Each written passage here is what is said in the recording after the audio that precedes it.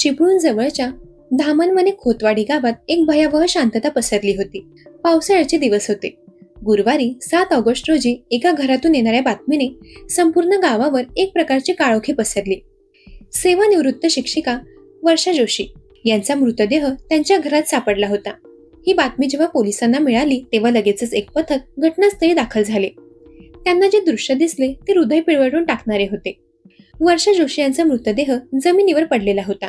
त्यांच्या हात बांधलेले होते आणि तोंडावर कपड्याचा बोळा कोंबलेला होता. त्यांच्या अंगावरचे काही कपडे विस्कटलेले होते. हे दृश्य पाहून पोलिसांनाही धक्का बसला. पोलिसांनी तपास सुरू केला. घराचा दरवाजा आतून उघडला गेलेला होता, ज्यामुळे बाहेरून कोणी जबरदस्तीने आत शिरले नाही हे स्पष्ट झाले. यावरून पोलिसांना संशय आला की आरोपी हा ओळखीचाच असणार. घरातून काही गोष्टी गायब होत्या. लॅपटॉपचे हार्ड डिस्क, सीसीटीव्हीचा DVR. हे पाहता पोलिसांचा संशय अधिकच बळावला. आरोपीने जाणीवपूर्वक पुरावे नष्ट करण्याचा प्रयत्न केला होता. पण एक गोष्ट मात्र संशयास्पद होती. वर्षा जोशी यांच्या अंगावरचे दागिने तसेच होते. सहसा चोरीच्या उद्देशाने घरात घुसल्यावर चोर दागिने घेऊन जातात, पण इथे फक्त काही मौल्यवान वस्तू आणि सीसीटीव्ही फुटेज गायब होते. यामुळे पोलिसांना प्रश्न पडला की ही जीवहानी फक्त चोरीसाठी होती की आणखी काहीतरी वेगळं कारण होतं. पोलीस पथकाने डॉग स्क्वॉडला पाचारण केले. रॅम्बो नावाच्या श्वानाने घरातून थेट जंगलाच्या दिशेने धाव घेतली. त्यामुळे पोलिसांना वाटलं की आरोपी जंगलात पळून गेला असावा. एकीकडे जंगल आणि दुसरीकडे शहरात सीसीटीव्ही फुटेजचा शोध. पोलिसांनी दोन्ही बाजूने तपास सुरू ठेवला, पण जंगलात काहीच सापडलं नाही आणि शहरातील आजूबाजूचे सीसीटीव्ही एकतर बंद होते किंवा त्यातील फुटेज अस्पष्ट होते. आरोपीने हे सगळं खूपच नियोजनपूर्वक केलं होतं. या प्रकरणात अनेक प्रश्न अनुत्तरित होते. कुणी ओळखीचा असेल तर त्याला वर्षा जोशीबद्दल इतकी माहिती कशी मिळाली? दागिने न घेता फक्त हार्ड डिस्क आणि DVR का नेले? हा फक्त खुनाचा प्रकार आहे की त्यामागे आणखी काहीतरी आहे? हे असे काही प्रश्न पोलिसांना पडले होते. पोलिसांनी वर्षा जोशी यांच्या घरातील प्रत्येक बारीकसारीक वस्तू तपासली. तपास करत असताना त्यांना एक गोष्ट दिसली. एका पाण्याच्या बादलीत एक मोबाईल फोन पडलेला होता.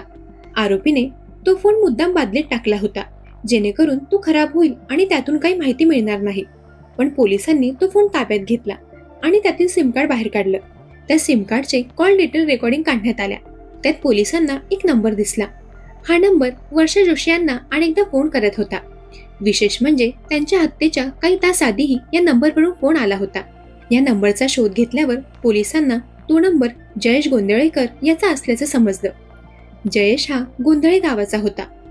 गोंधळे गाव वर्षा जोशी यांच्या सासरचं गाव होतं. त्यांच्या पतीच्या निधनानंतर वर्षा जोशी जरी धामणेवन येथे राहायला आल्या असल्या तरी सासरच्या गावच्या जयेश सोबत त्यांची ओळख होती.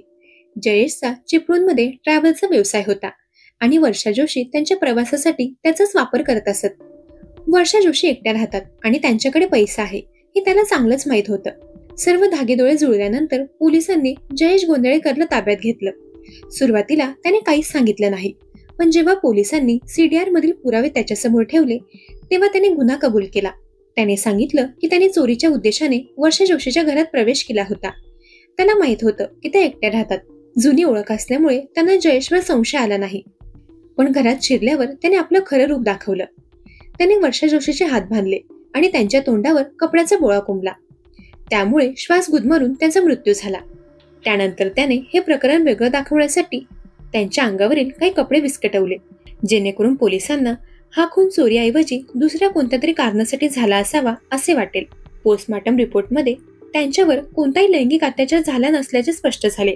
पोलिसांनी जयेशच्या घरातून 4 सोन्याच्या बांगड्या आणि 27,000 रुपये रोख हस्तगत केले, जे त्याने वर्षा जोशीच्या घरातून चोरले होते. पोलीस अधीक्षक आणि त्यांच्या पथकाने या प्रकरणातील रहस्य फक्त 2 दिवसात उकलले. आरोपीने पुरावे नष्ट करण्यासाठी केलेले सर्व प्रयत्न त्याच्या अंगलट आले. बादलीतील तो फोन आणि CDR मधील एका नंबरने पोलिसांना योग्य दिशेने तपास करण्यास मदत केली. जयेशने CCTVचा DVR काढून पोलिसांची दिशाभूल करण्याचा प्रयत्न केला. त्याच्याच ओळखीच्या धाग्याने अडकला. पोलिसांनी जयेश गोंधळेकरला अटक केली आणि त्याच्यासोबत आणखी एका साथीदाराला चौकशीसाठी ताब्यात घेतला आहे.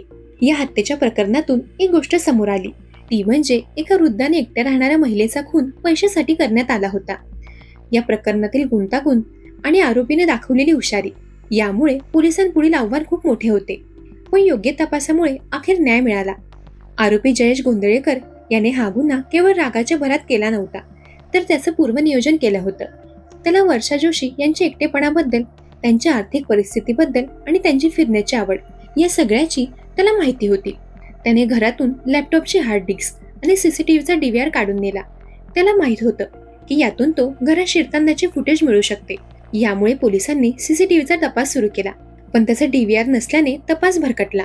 त्यांनी वर्षा जोशी यांच्या शरीरावरचे कपडे विस्कटवले, जेणेकरून पोलिसांना हा खून चोरीसाठी नसून लैंगिक अत्याचाराच्या उद्देशाने झाला आहे असा संशय येईल. त्याने हे हेतू पुरसर केले, पण शवविच्छेदन अहवालात हे स्पष्ट झाले की त्यांच्यावर कोणताही अत्याचार झाला नव्हता. त्याने वर्षा जोशी यांचा फोन बादलीतील पाण्यात टाकला, जेणेकरून फोन खराब होईल आणि त्यातून कोणताही महत्त्वाचा पुरावा जसे की कॉल रेकॉर्ड्स काढता येणार नाहीत. गुन्ह्याच्या ठिकाणाहून मिळालेले मर्यादित पुरावे आणि आरोपीने केलेली दिशाभूल यामुळे पोलिसांपुढे मोठं आव्हान होतं. पण तरीही त्यांनी हार मानली नाही. पोलिसांनी डॉग स्क्वॉडच्या मदतीने आरोपीचा जंगलाच्या दिशेने शोध घेतला, पण जेव्हा त्यात यश आले नाही तेव्हा त्यांनी तपासाची दिशा बदलली. त्यांनी जुने धागे पकडले आणि बादलीतील फोनचा योग्य वापर केला. फोन जरी पाण्यात टाकला असला तरी सिम कार्ड सुरक्षित होते. पोलिसांनी सिम कार्डचं CDR मिळवून वर्षा जोशी यांचा खून होण्यापूर्वी त्यांना सतत कोण फोन करत होतं याचा तपास केला. यातूनच त्यांना जयेश गोंधळकर पर्यंत पोहोचता आले. घटनेची माहिती मिळाल्यानंतर अवघ्या 2 तासातच पोलिसांनी जयेशला अटक केली.